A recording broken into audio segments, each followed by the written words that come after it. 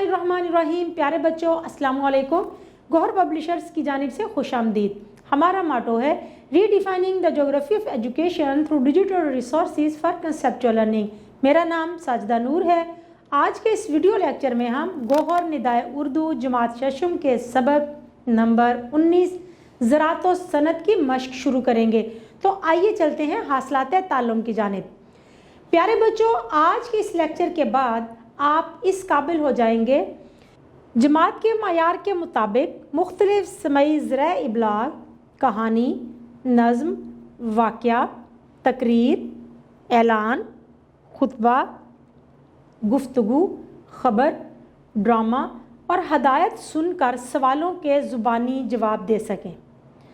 रोज़मर्रा मुहावरा ज़रबुल इम्साल का मफ़हूम समझते हुए इबारत पढ़ सकें।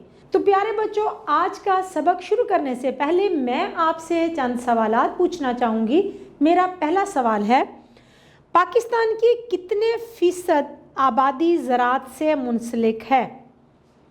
जी बिल्कुल दुरुस्त जवाब है आपका। पाकिस्तान की तकरीबन 70% आबादी ज़राअत के पेशे से मुंसलिक है। मेरा दूसरा सवाल है, चीनी और गुड़ किस फसल से तैयार किया जाता है? बहुत आसान सवाल था, बहुत खूब। चीनी और गुड़ गन्ने की फसल से तैयार किया जाता है। तो प्यारे बच्चों, आइए शुरू करते हैं सबक की मश्क में आज सबसे पहले हम पढ़ें और समझें। सबक के मुताबिक दर्ज झेल सवालात के जवाबात लिखें। हमारा पहला सवाल है, अहले हरफा से मुराद कौन लोग हैं? जवाब है, अहले हरफा से मुराद कारीगर, दस्तकार और हुनरमंद अफराद हैं। दूसरा सवाल है, गन्ने से चीनी कैसे तैयार की जाती है? जवाब है, गन्ने की फसल को सबसे पहले ज़रई फार्म से फैक्ट्रियों में लाया जाता है, जहां मशीनें अपने काम में रवां दवां होती हैं। गन्ने की फसल को मशीनों में डाला जाता है। ये मशीनें बड़ी तेज़ी से सफाई के साथ गन्ने का फोक और रस अलग अलग कर देती हैं। रस को जदीद प्लांट के ज़रिए गुड़ और चीनी की शक्ल में तैयार किया जाता है। अगला सवाल है, महकमा ज़राअत किसानों को किस किस्म की सहूलतें फराहम करता है? जी, महकमा ज़राअत किसानों को उम्दा बीज और खाद फराहम करता है, मुफ्त मशवरे देता है और ज़राई बैंक ज़मींदारों को मशीनरी ख़रीदने के लिए आसान शराइत पर कर्ज़े फराहम करते हैं। अगला सवाल है, मुल्क में साइंसी और फ़नी तालीम के फ़रोग़ के लिए क्या इक़दामात किए जाने चाहिए?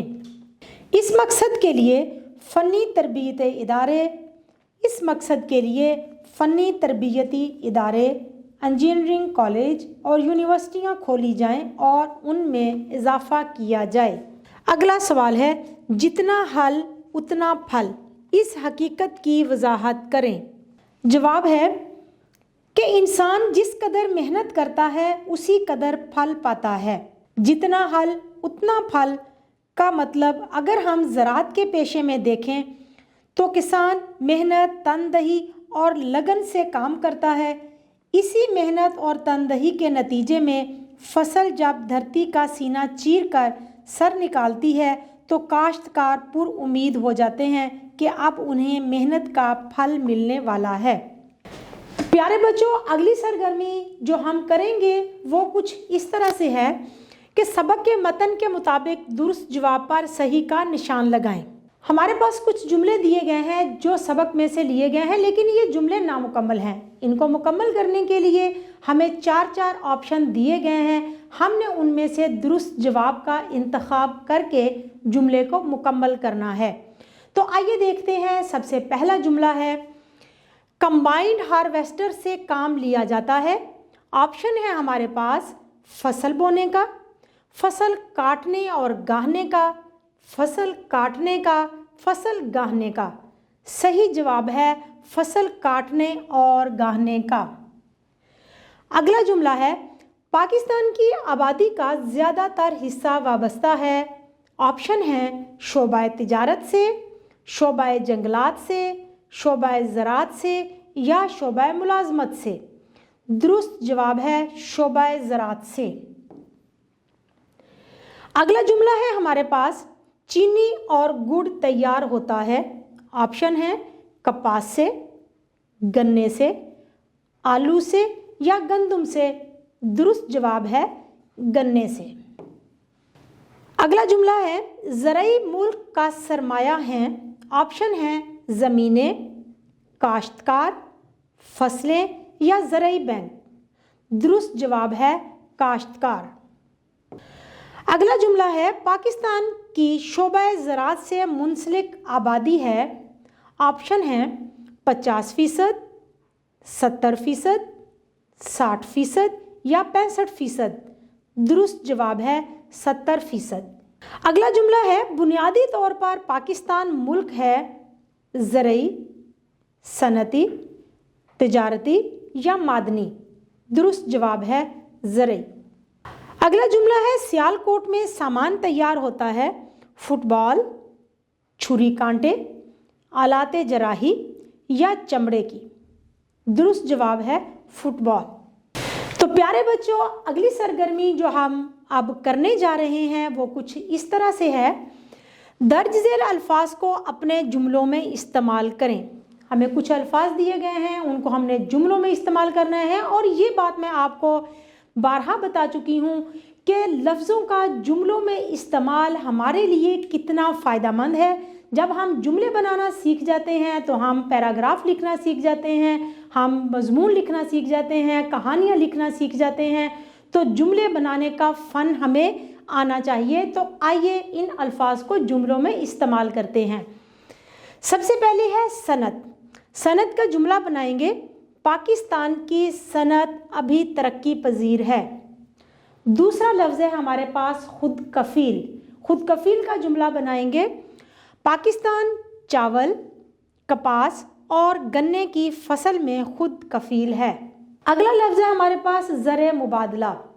ज़र मुबादला का जुमला बनाएंगे, घरेलू सनतों की बदौलत हम कसीर ज़र मुबादला कमाते हैं। तो प्यारे बच्चों, अगला लफ्ज़ है हमारे पास आलाते जराही। आलाते जराही का जुमला बनाएंगे हम, वज़ीराबाद की आलाते जराही पूरी दुनिया में पाकिस्तान की पहचान है। आखिरी लफ्ज़ है हमारे पास तरक्की। तरक्की का जुमला बनाएंगे हम, मुल्क व कौम की तरक्की में हम सबको अहम किरदार अदा करना होगा। तो प्यारे बच्चों, अगली सरगर्मी अब हम करेंगे वो है सुने और बोलें। हमने करना क्या है? करना हमने ये है, रोज़मर्रा मुहावरा, कहावतों और ज़रबुल इम्साल का मफ़हूम समझते हुए इबारत पढ़ें।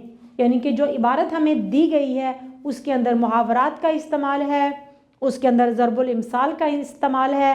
हमने इस इबारत के अंदर उनको समझना है। जी, तो आइए इबारत पढ़ते हैं। ऊंट के गले में बिल्ली। अब ये है एक कहावत। ऊंट के गले में बिल्ली तो उस वक्त बोला जाता है जब कोई बेमेल जोड़ जोड़ा जाए। इंसान की मजबूरियां कभी कभी उसे इन हालात से दो चार कर देती हैं कि वो इन बेजोड़ रिश्तों को अपनी ख्वाहिशात की तकमील के लिए कबूल कर लेता है। यानी ऊंट के गले में बिल्ली, कहाँ ऊंट और कहाँ बिल्ली, दोनों का कोई जोड़ नहीं है, लेकिन इंसान मजबूर हो जाता है ऐसे रिश्ते निभाने पर। तो ये कहावत उस वक्त बोली जाती है जब बेजोड़ रिश्ते जोड़े जा रहे हों। जिंदगी में इंसान को आसमान से गिरा खजूर में अटका। यहाँ ये एक और कहावत है, आसमान से गिरा खजूर में अटका जैसी सूरत हाल से भी दो चार होना पड़ता है। यानी आसमान से गिरा खजूर में अटका, ये कहावत ये उस वक्त हम इस्तेमाल करते हैं जब एक मुसीबत से निकले और दूसरी मुसीबत में चले जाएं। यानी कि पे दर पे इंसान पर जब मुसीबतें नाज़िल होती हैं तो उस वक्त हम ये कहावत बोलते हैं कि एक आसमान से गिरा खजूर में अटका। तो ऐसे वक्त में अगर सब्र का दामन हाथ से ना छोड़ा जाए तो एक दिन ये मुश्किल टल भी जाती है। यानी कि ऐसे वक्त में हमें सब्र का दामन थामे रखना चाहिए, दुआ करनी चाहिए, मेहनत करनी चाहिए उस मुश्किल से निकलने की। और फिर एक दिन आता है कि वो मुसीबत टल ही जाती है, यानी कि उसे छुटकारा मिल ही जाता है। بس انسان کو اپنی نیت صاف رکھنی چاہیے اور اللہ تعالیٰ پر بھروسہ کرنا چاہیے، لوگوں سے بھلائی کا سلوک کرنا چاہیے اور نیکی کر دریا میں ڈال کے اصول پر عمل کرنا چاہیے۔ یہاں ایک اور ضرب المثال میں سے ہمارے پاس ہے نیکی کر دریا میں ڈال۔ یہ اس وقت بولا جاتا ہے جب آپ کسی کے ساتھ کوئی بھلائی کریں تو اس سے احسان کے صلے کی کوئی امید نہ رکھیں، بلکہ کسی کے ساتھ نیکی کر کے اس کو بھول جائیں، کیونکہ صلہ اور جزا دینے والی ذات تو صرف اللہ تعالیٰ کی ہے۔ پیارے بچوں، امید ہے کہ آپ کو آج کا یہ ویڈیو لیکچر بہت اچھی طرح سے سمجھ آ گیا ہوگا۔ انشاءاللہ اگلی ویڈیو میں اگلے لیکچر کے ساتھ پھر ملیں گے، تب تک کے لیے اللہ حافظ۔